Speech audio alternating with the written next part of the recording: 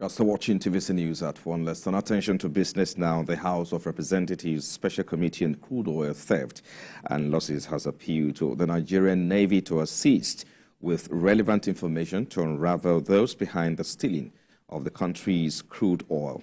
Chairman of the committee, Mr. Alhassan Doguwa, reviewed this after he met with the Chief of Naval Staff, Vice Admiral Emmanuel Ogala. Rev. Doguwa noted that the major reason the country is not meeting its production target was largely attributed to crude oil theft, adding that this theft not only threatens the economy of the country but remains a major challenge to the country's economy.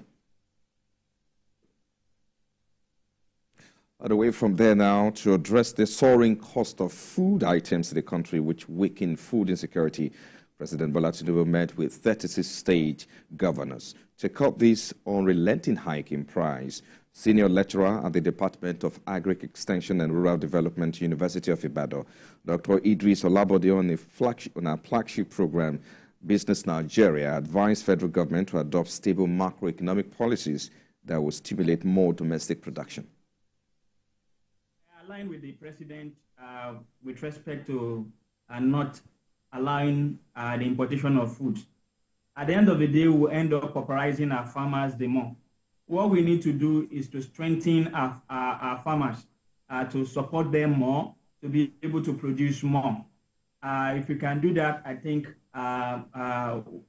things will be better. Though it may not be something that we see in the immediate term. It is not something. It's not a short-term measure. It's a medium to long-term measure. But we need to support our farmers the more.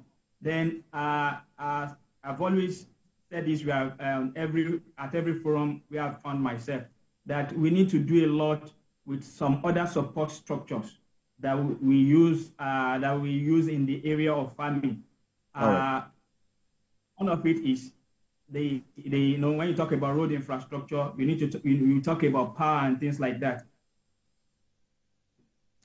And now the real gross domestic product growth for Africa is expected to average 3.8% and 4.2% in 2024 and 2025.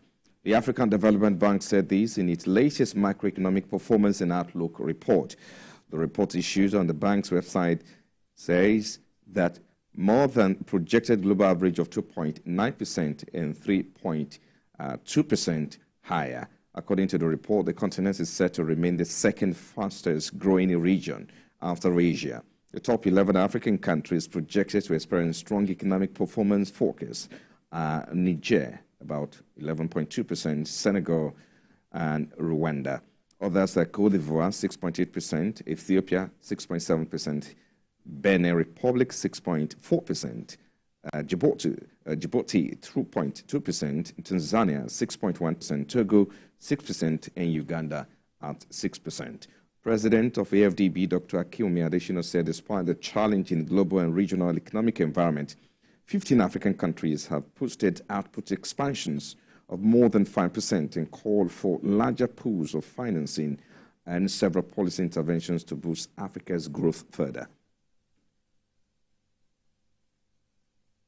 And outside Nigeria, Asian shares got off to a slow start earlier today as fading chances for early rate cuts globally soared the mood, though investors are hoping China market return from holiday with a spring in their step. MSCI's Broadex Index of Asia Pacific shares outside Japan edged up by 0.2% after bouncing 2% last week. Japan's Nikkei was flat, surging more than 4% last week to stop just short of its all-time high. Futures have sunk to imply just about 28% chances rate will be cut in May when it was considered a done deal a couple of weeks ago. S&P 500 futures were up by 0.1%, while Nasdaq futures added 0.2% on hopes Nvidia could somehow beat already stratospheric expectations.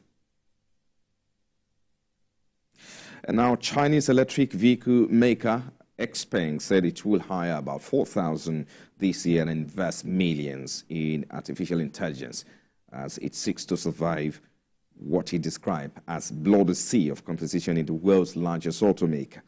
The additional employees will represent 25% expansion of the Volkswagen, backed by electronic vehicle makers workforce from the latest headcount of 15,829 at the end of 2022.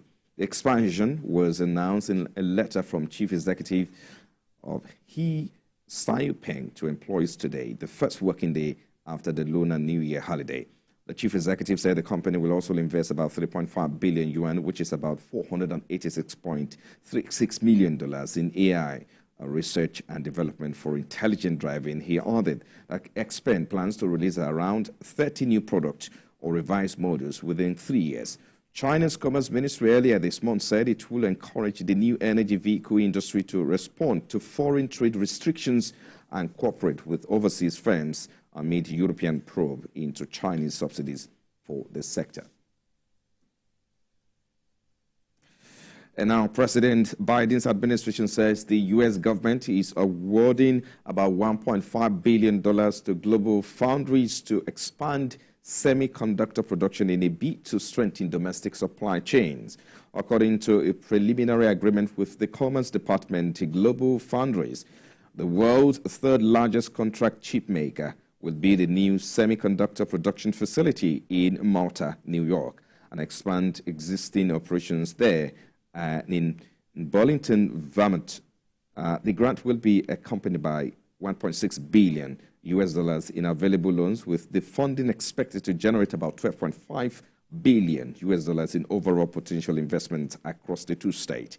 The project, funded under the Chips and Science Act, will generate more than 100 or about 10,000 jobs over a decade, and we pay fair wages and offer benefits like childcare. Global Foundries and GM on February 9 announced a long-term deal for the automaker to secure U.S.-made processors that will help in avoid factory-halting chip shortages that kept millions of cars from being manufactured during the COVID-19 pandemic. And finally, crude oil prices fell as investor attention returned to the demand outlook after a report of higher producer prices in the U.S. The world's biggest oil users took worries that sticky inflation and higher interest rates would limit fuel consumption growth. U.S. West Texas Intermediate crude fell to sell at $78.66 per barrel with a downward price margin of 0.67%.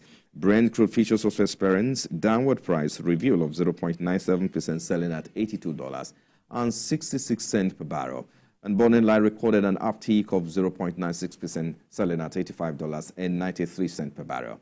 And for the OPEC basket, crude oil dealers are offering $82.52 per barrel.